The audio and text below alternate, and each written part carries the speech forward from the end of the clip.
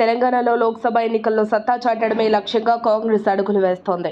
ఇందులో భాగంగా గ్రేటర్ హైదరాబాద్ పై special focus చేస్తున్నారు. అసెంబ్లీ ఎన్నికల్లో గ్రేటర్లో ప్రభావం చూపలేకపోయిన కాంగ్రెస్ లోక్సభ ఎన్నికల్లో సత్తా చాటడమే లక్ష్యంగా అడుగులు వేస్తోంది.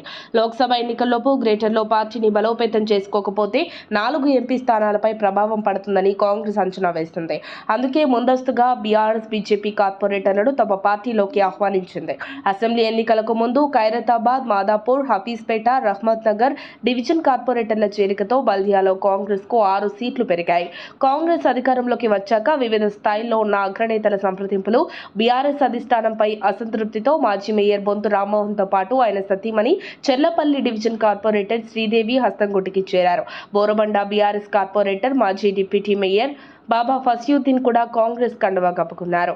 10 రోజుల వ్యవధిలోనే GHMC deputy mayor, Tarnaka corporator Mothe శ్రీలతతో పాటు బీఆర్ఎస్ కార్మిక విభాగం అధ్యక్షుడు శోభన్ రెడ్డి బీఆర్ఎస్ కు రాజీనామా చేసి కాంగ్రెస్ లో చేరారు. దీంతో గ్రేటర్ లో బీఆర్ఎస్ కి బిగ్ షాక్ తగిలింది. గ్రేటర్ లోని బీఆర్ఎస్ బీజేపీ నుంచి మరికొంతమంది కార్పొరేటర్లు కూడా కాంగ్రెస్ వైపు చూస్తున్నట్లు తెలుస్తోంది.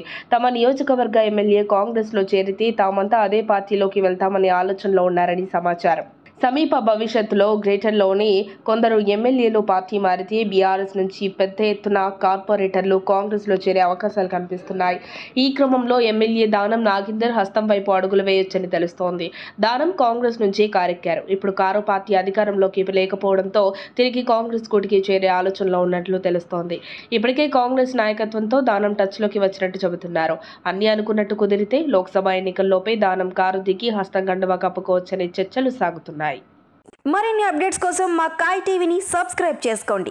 మా వీడియో కనుక మీకు నచ్చినట్లయితే లైక్ చేయండి, షేర్ చేయండి. మీ విలువైన అభిప్రాయాలను కామెంట్ బాక్స్లో తెలియజేయండి.